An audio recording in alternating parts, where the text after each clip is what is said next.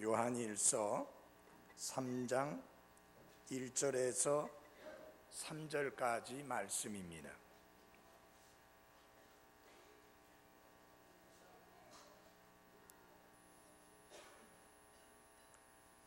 처음부터 계셨던 그것, 즉 생명의 말씀에 관하여는 그것을 우리가 들었고 우리 눈으로 보았으며 자세히 살펴보았고 우리 손으로 만졌노라.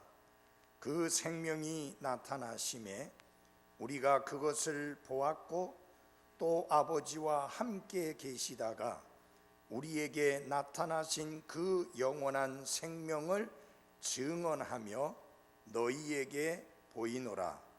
우리가 보고 들은 그것을 너희에게 밝히 드러냄은 너희 또한 우리와 교제하게 하려 함이니 참으로 우리의 교제는 아버지와 함께하는 것이며 그분의 아들 예수 그리스도와 함께하는 것이니라.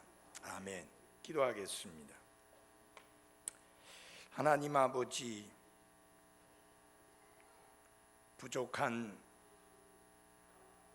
종이 하나님의 거룩하고 완전한 말씀을 들고 주님의 피로 값주고 사주신 형제 자매님들에게 이 말씀을 선포하게 됩니다. 주님이 저를 붙들어 사용해 주시고 하나님의 말씀을 가감없이 온전히 잘 선포할 수 있도록 사용해 주옵소서. 예수님의 이름으로 기도했습니다. 아멘. 앉아주시기 바랍니다.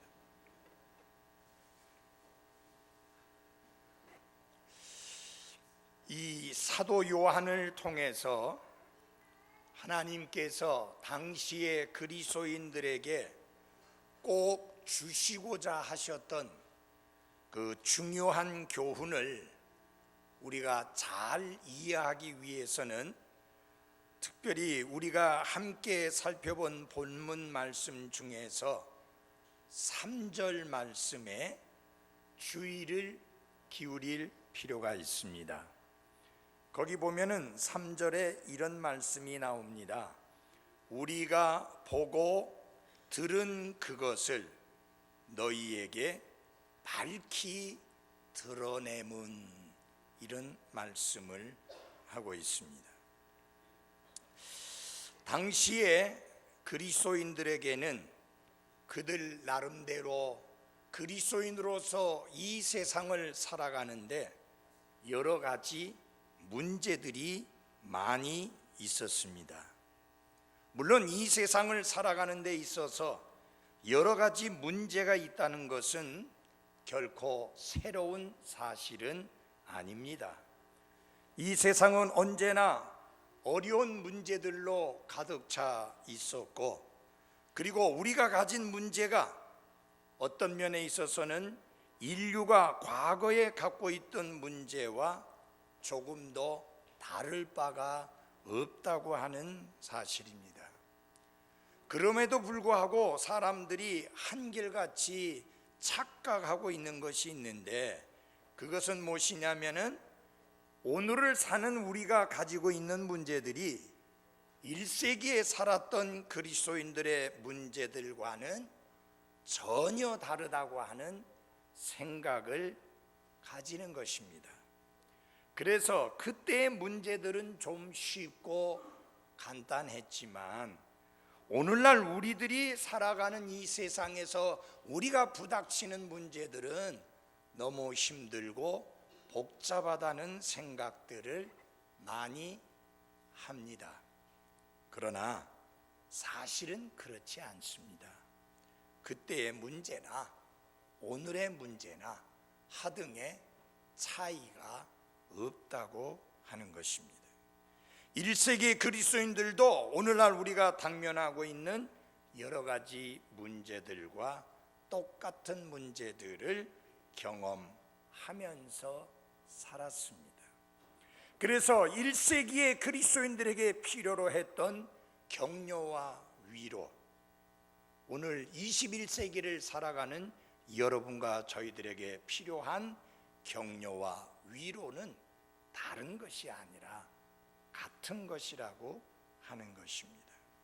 하나님께서 1세기에 그 어려운 시기에 믿음을 지켜나가는 성도들, 그리고 그 이후에 구원받고 믿음의 생활을 하면서 그 믿음을 지켜나가는 성도들을 위해서 하나님께서 주신 말씀이 있는데 그게 신약 성경입니다. 이 신약 성경을 기록한 여러 가지 이유 중에 하나는 무엇이냐면은 어려움과 문제들로 가득 차 있는 세상에서 살고 있는 그 그리스도인들을 격려하고 그리고 위로하기 위해서입니다. 자, 신약 성경은 우리에게 뭐라고 말씀하고 있습니까? 여러 가지 많은 말씀이 있지만 특별히 우리가 어떤 상황에 처하든 간에 주님이 주시는 참된 기쁨을 누리는 삶을 살 수 있다 하는 것이 그 이유 중에 하나입니다. 비록 사악한 자가 주관하는 세상에 살면서 우리가 여러 가지 힘들고 열악한 상황에 살고 있다 할지라도 결코 없어질 수 없고 또 없앨 수도 없는 그런 주님이 주시는 참된 기쁨을 누릴 수 있다고 하는 것이 바로 신약 성경이 나와 여러분들에게 주시는 격려요 위로의 말씀인 것입니다. 그뿐만 아니라 그런 여러 가지 문제들을 정복하며 승리의 개선가를 부를 수 있는 참된 기쁨을 누릴 수 있다고 하는 것이 신약 성경이 우리들에게 가르쳐주는 교훈입니다. 어떤 환경이 닥친다 할지라도 우리는 넘치는 기쁨을 누릴 수 있다고 하는 것이 바로 신약 성경이 가르치는 귀중한 교훈 중에 하나입니다. 우리는 요 문을 벗어나서 밖에 나가게 되면 많은 사람들을 만나게 되고 그분들의 얼굴을 보게 되는데 대부분의 사람들이 그 얼굴이 그늘이 져 있고 우울해하고 있고 침울해하면서 상당히 어두운 표정으로 힘들게 살아가고 있는 모습을 쉽게 볼 수 있습니다. 그들은 우리보다 더 힘든가요? 그들은 우리보다 더 가난한가요? 그들은 우리보다 더 많은 문제들에 부딪히고 있는가요? 아닙니다.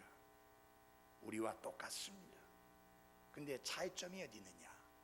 우리는 그리스도 예수님 안에서 예수님께서만이 주실 수 있는 기쁨으로 우리의 마음이 기쁨을 누리고 있기 때문에 밝은 표정으로 기쁜 얼굴로 감사하며 살아갈 수 있는 것입니다. 여러분, 신약 성경은 결코 어떻게 하면 이 문제투성이의 세상을 변화시켜서 새로운 세상을 만들 수 있느냐 하는 그런 문제를 말하고 있지 않습니다. 다시 말하면 세상을 개혁시키는 그런 말씀을 가르치고 있는 게 아닙니다. 오히려 이런 세상에 살고 있으면서 문제투성이의 삶의 세상에 살고 있으면서도 어떻게 하면 그리스도인이 그 안에서 아름다운 간증을 드러내면서 하나님의 자녀로서 반듯하게 살아갈 수 있느냐 하는 것을 가르치는 게 신약 성경의 특징인 것입니다. 아울러서 세상의 여러 가지 문제들을 어떻게 하면은 극복하고 정복하며 아무리 여러 가지 문제가 우리 앞에 닥친다 할지라도 참된 기쁨을 누릴 수 있느냐 하는 것을 가르치는 게 바로 하나님의 말씀의 가르침입니다. 그래서 하나님은 사도 요한을 통해서 이렇게 말씀합니다. 1장 4절 한번 같이 읽어보겠습니다. 시작. 우리가 이것들을 너희에게 쓰면 너희의 기쁨이 충만하게 하려 함이라. 아멘. 오늘 제가 여러분들에게 하나님의 말씀을 선포하는 이유도 여러분들이 여러분의 마음속에 기쁨이 충만하도록 하기 위함입니다. 그것은 환경이 달라짐으로써 그렇게 되는 것이 아니라 여러분의 형편이 좀 더 나아지고 수입이 좋아지고 하는 사업이 잘 풀려짐으로 말미암아 되는 것이 아니라 우리의 구원자여, 우리의 주님이여, 우리의 소망이여, 우리의 기쁨이여, 우리의 자랑이여, 우리의 면류관이여, 우리의 모든 것 되시는 예수 그리스도로 인해서 기쁨이 충만한 삶을 살 수 있기를 바랍니다. 예수 그리스도는 여러분과 저의 삶에 있어서 아무 의미가 없는 분이 아니라 이 세상 그 무엇과도 비교할 수 없는 놀라운 의미를 가지신 분이 예수 그리스도인 것입니다. 그런데 다른 사람들도 그런 삶을 살도록 하기 위해서 교회가 해야 할 가장 중요한 본분이 무엇이냐? 다른 사람들도 우리가 가진 기쁨을 가지고 기쁨이 충만한 삶을 살도록 하기 위해서 여러분과 제가 해야 할 중요한 본분이 무엇이냐? 바로 그것은 오늘 아침 설교 제목처럼 바로 이것입니다. 우리 다 같이 한번 큰 소리로 합시다. 시작. 복음을 선포하라. 그들에게 예수 그리스도의 복음을 선포하는 것, 들려주는 것, 전하는 것, 그것이 바로 교회의 가장 중요한 본분이며 여러분과 저의 가장 중요한 본분인 것입니다. 여러분, 마태복음, 마가복음, 누가복음, 요한복음 이 네 복음서를 주의 깊게 읽어보시면 예수님이 마지막으로 제자들과 주님이 세우신 교회에 명하신 지상명령을 보면은 한결같이 그 내용은 이것입니다. 복음을 선포하라. 복음을 전하라. 예수 그리스도의 구원의 복음을 모든 사람들에게, 모든 창조물들에게 선포하라. 우리가 살고 있는 그 지역뿐만 아니라 그 지역을 벗어나서, 그 나라를 벗어나서 세계 곳곳에 복음을 선포하라. 그것이 예수님이 마지막으로 주신 명령인 것을 기록하고 있습니다.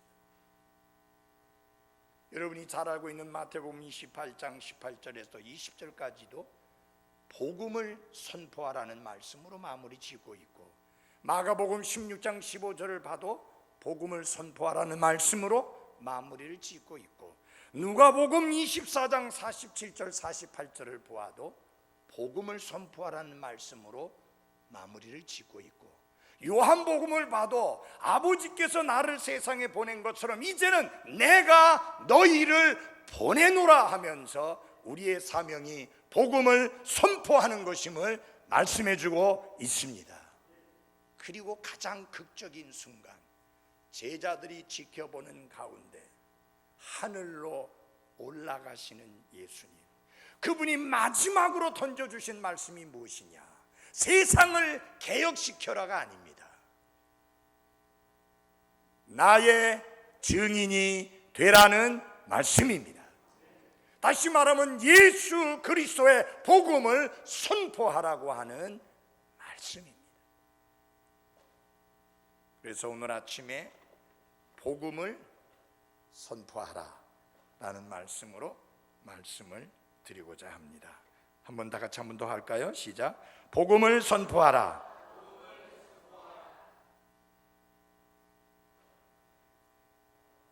근데 우리가 복음에 대해서 먼저 알아야 될 것은 무엇이냐면요, 복음은 선포하는 것입니다. 선언하는 것입니다. 이 말은 무슨 말이냐면은 사도 요한이 여기 본문 말씀에서 보면은 이런 말씀을 합니다. 여기 2절 말씀을 보시기를 바랍니다. 2절에 보면은 뭐라고 말씀하고 있느냐면, 그 생명이 나타나심에 우리가 그것을 보았고 또 아버지와 함께 계시다가 우리에게 나타나신 그 영원한 생명을 증언하며 너희에게 뭐하노라? 보이노라 그랬습니다. 이 보이노라라고 하는 말씀을 찾아보면 보이노라라는 말씀이나 3절에 나오는 밝히 드러낸다는 말씀이나 똑같은 의미의 단어입니다.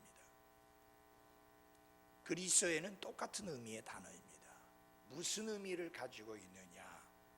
선언한다, 선포한다, 그런 의미를 가지고 있는 말씀입니다. 그래서 사도 요한은 이제 두 가지 핵심적인 단어를 강조하고 있는데요, 나는 여러분들에게 증언합니다. 변명한다는 말이 아닙니다.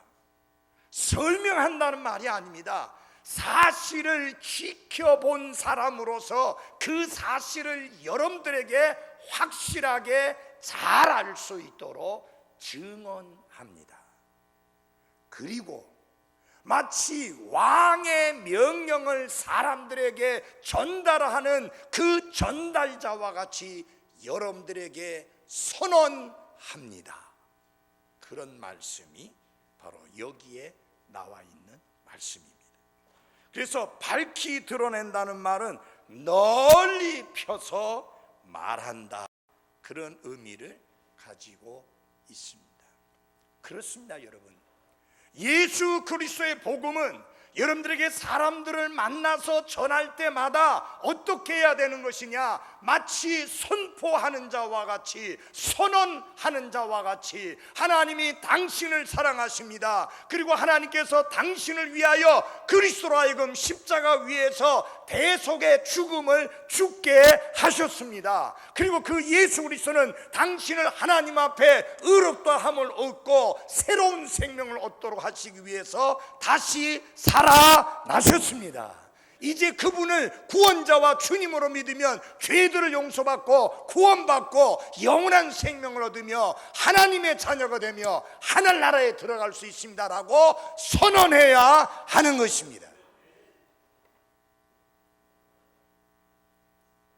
예수 그리스도의 복음은 단순한 인간의 생각이나 철학 같은 그런 허접한 것이 아닙니다. 복음은 분명히 이런 것들과는 본질적으로 다르며 결코 그런 부류에 갖다 집어넣을 수 없는 것입니다. 참으로 안타까운 것은 많은 사람이 복음을 인생의 모든 문제에 대한 사람들의 생각이나 혹은 명상을 통해서 얻은 어떤 인간의 견해 같은 것으로 잘못 생각하고 있습니다.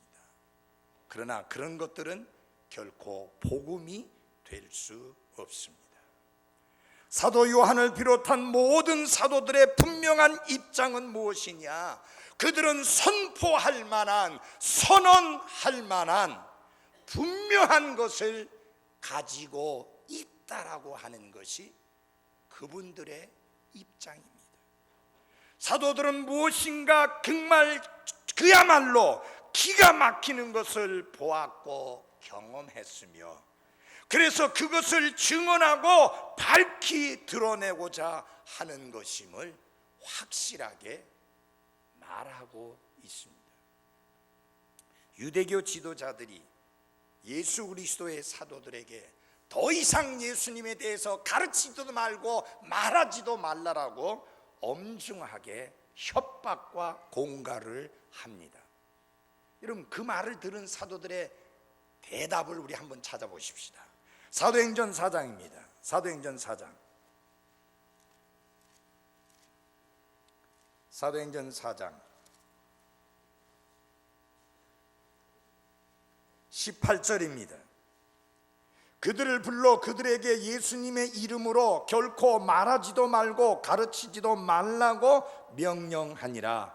그러나 베드로와 요한이 그들에게 응답하여 이르되 너희 말을 듣는 것이 하나님의 말씀을 듣는 것보다 하나님의 눈앞에서 옳은지 너희가 판단하라. 20절 같이 읽겠습니다. 시작. 우리는 보고 들은 것들을 말할 수밖에 없느니라 하니라.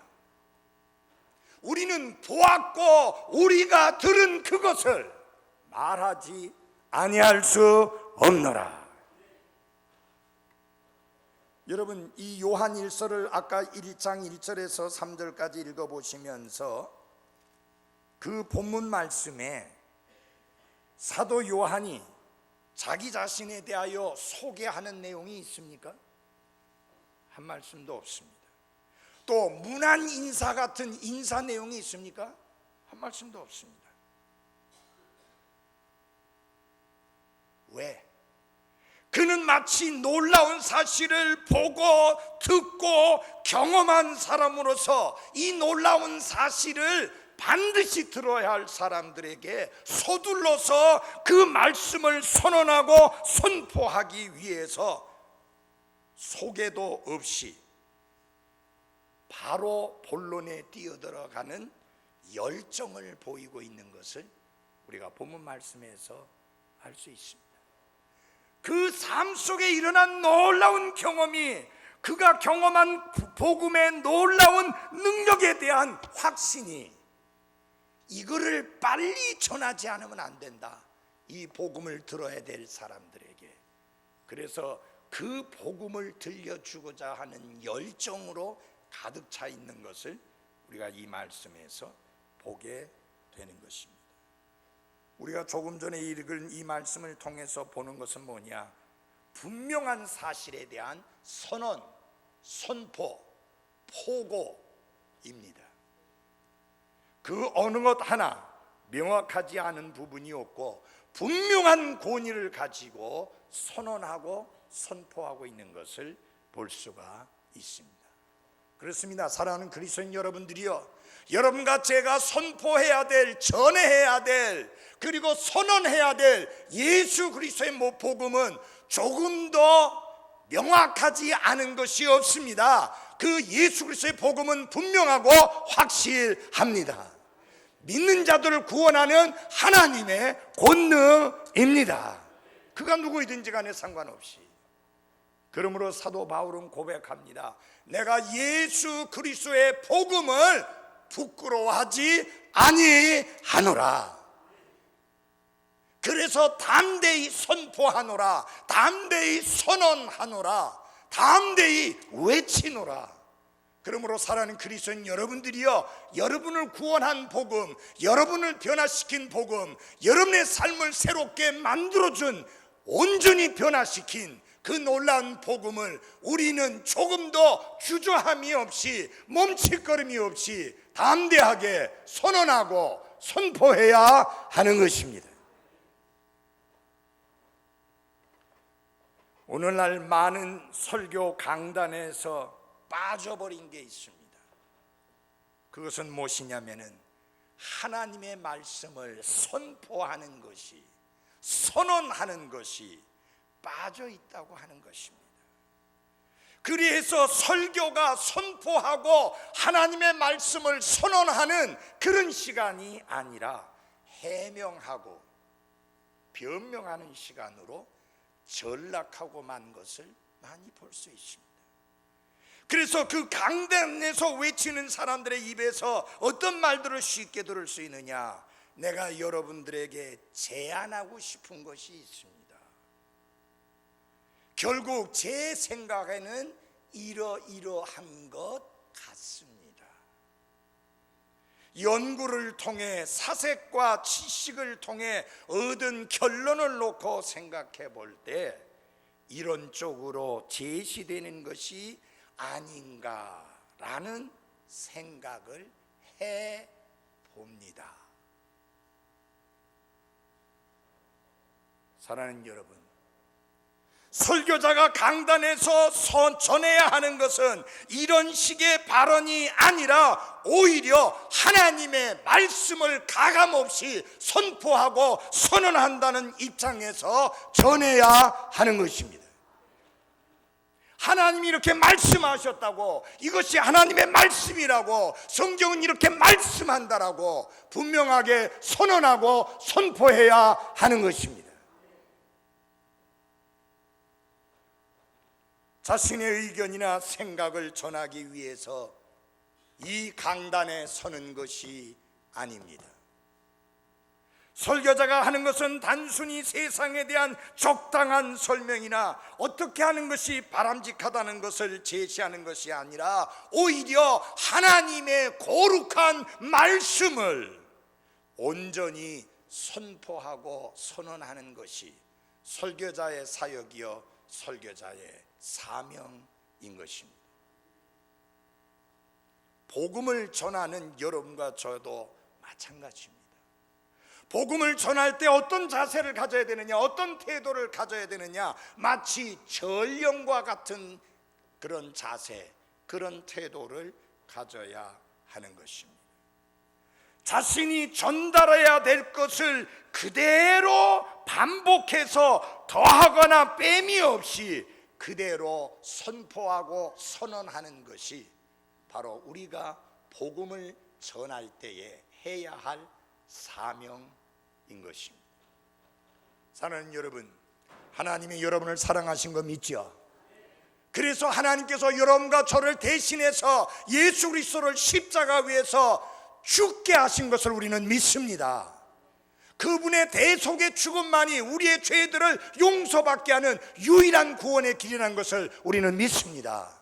그뿐만 아니라 예수 그리스도께서는 죽음을 이기고 부활하셨으며, 그래서 그분을 통해서 우리는 새로운 생명을 얻으며 하나님 앞에서 의롭다 칭함까지 받는 엄청난 특권을 가지게 되는 것을 우리가 믿습니다.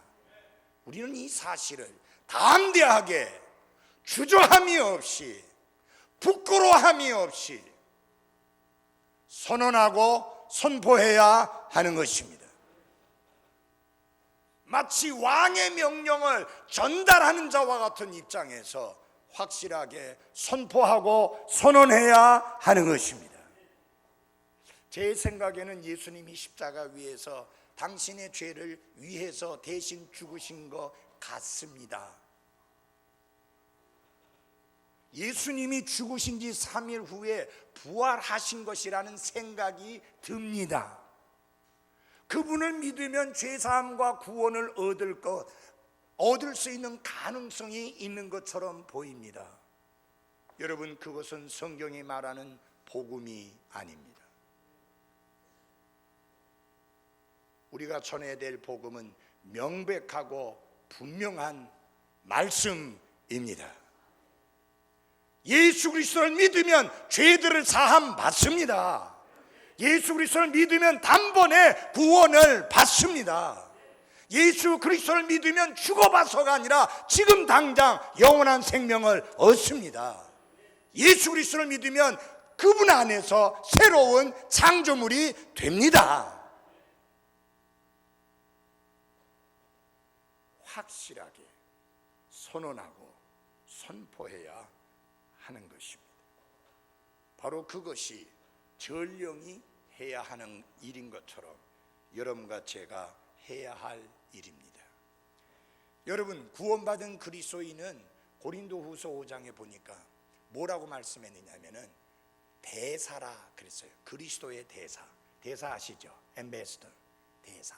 외교 사절이다 그 말이에요. 여러분, 외교 사절이 되려면 어떻게 되느냐? 외무고시 합격해야 돼요.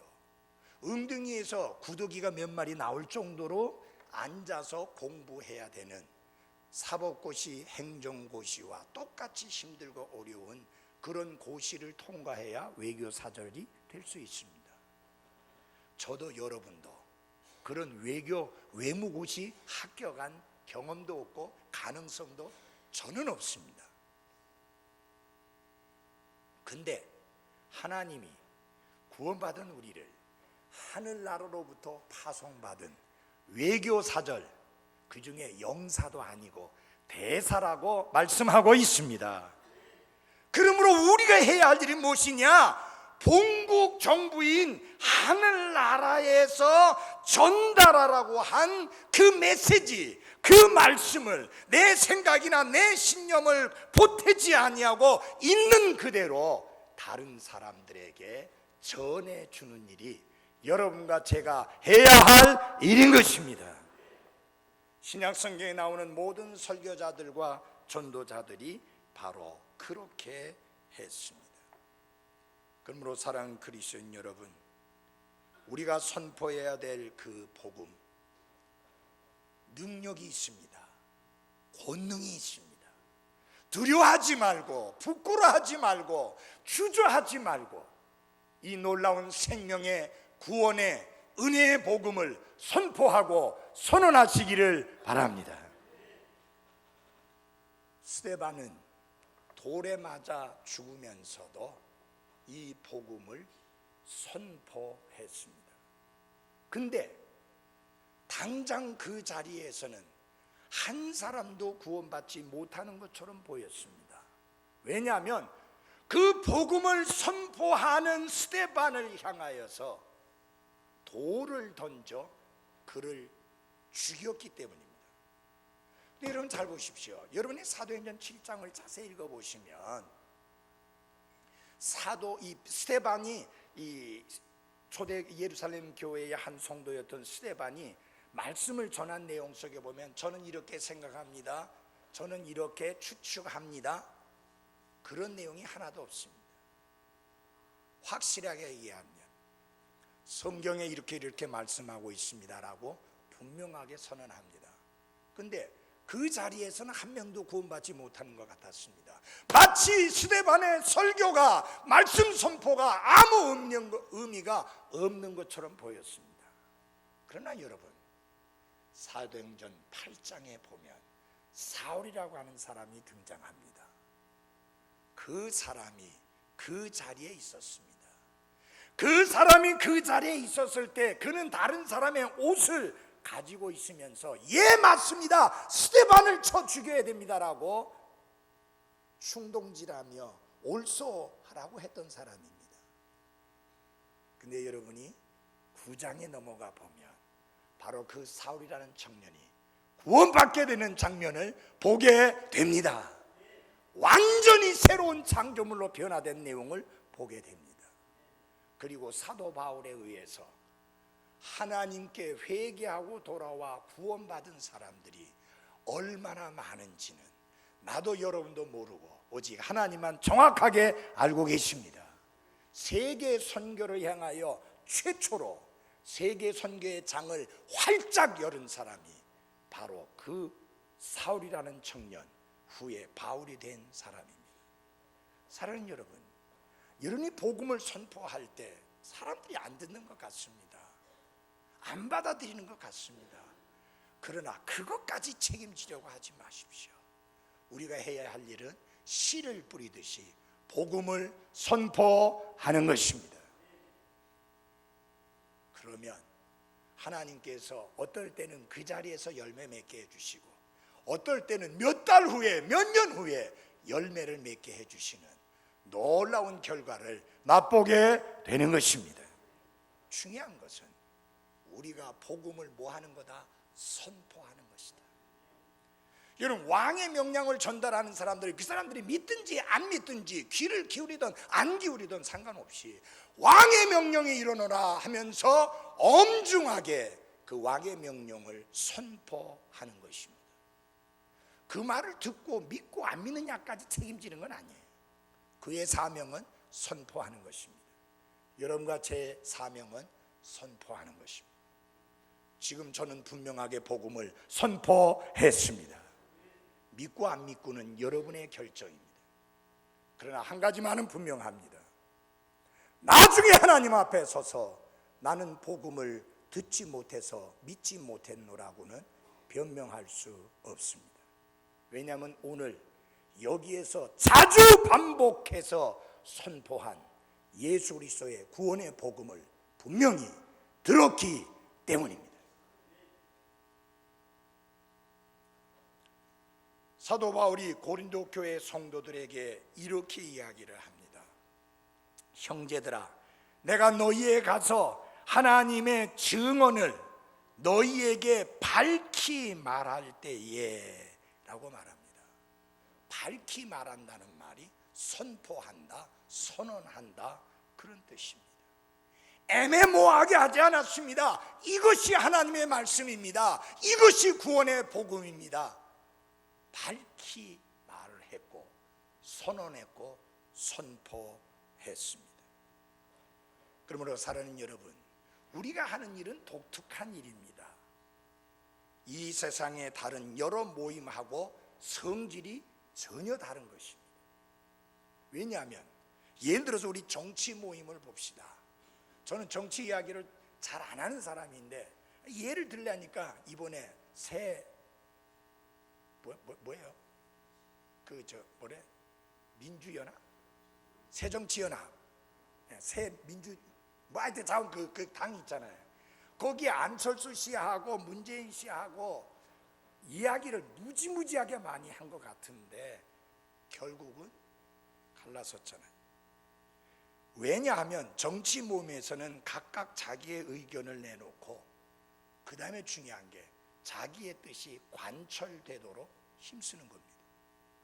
관철이 안 된다. 그러면 어떻게 해요?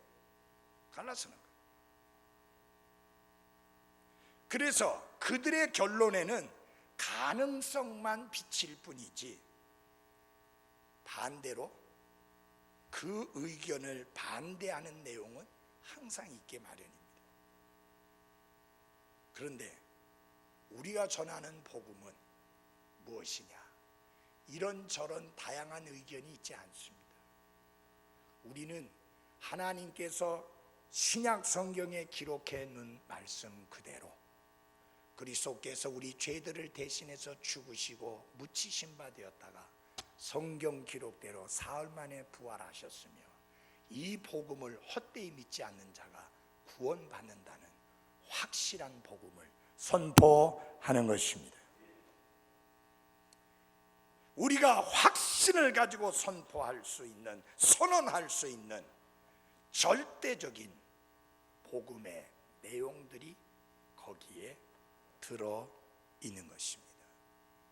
그러므로 사랑하는 그리스도인 여러분, 우리가 복음을 선포할 때에 그리고 하나님의 말씀을 선포할 때에 사도들이 가지고 있었던 그 태도처럼 하나님의 말씀을 당당하게 붙잡고 그 복음을 전하며 말씀을 전해야 하는 것입니다.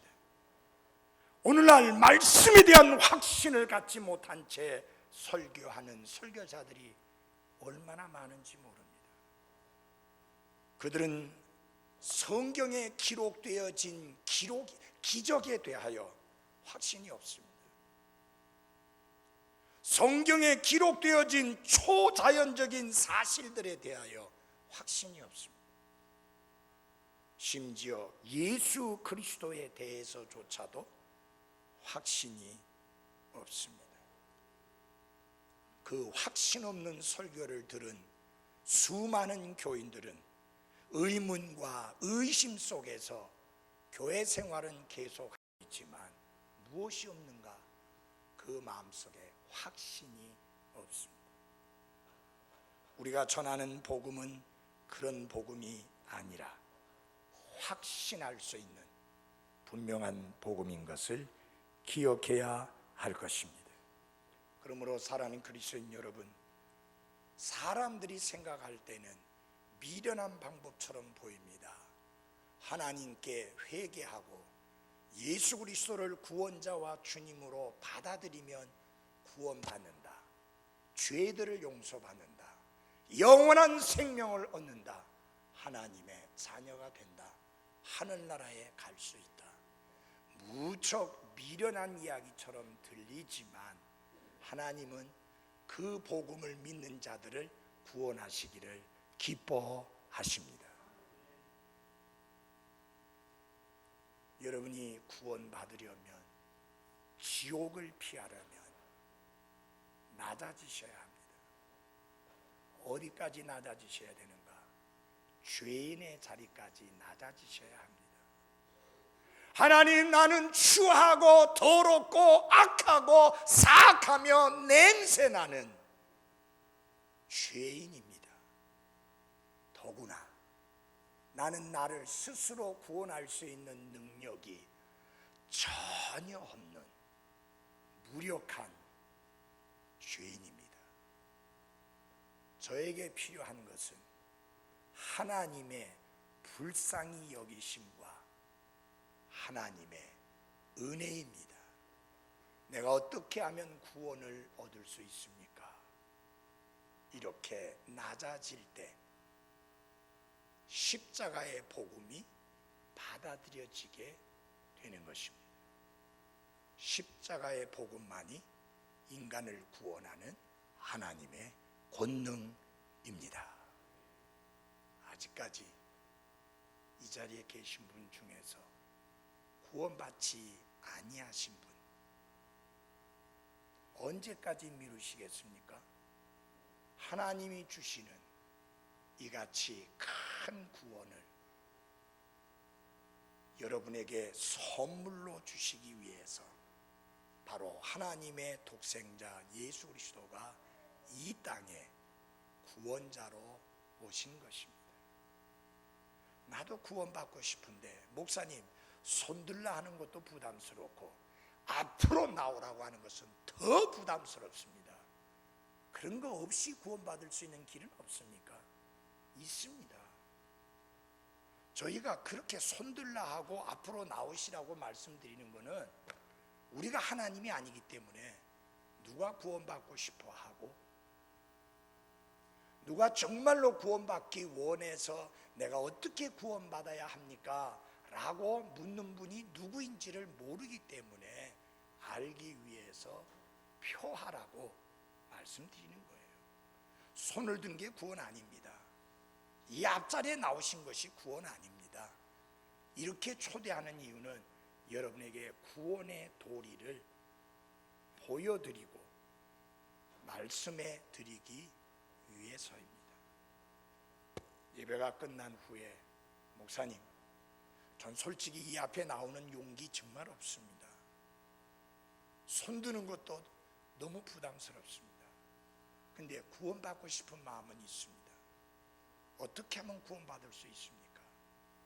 진지하게 그렇게 원하는 분이 있으면 부목사님에게나 저에게나 집사님들에게 말씀해 주시면 도와드리겠습니다. 도와드린다는 말은 우리가 구원한다는 말이 아니에요. 우리 가운데 어느 누구도 구원할 수 있는 능력이 없어요.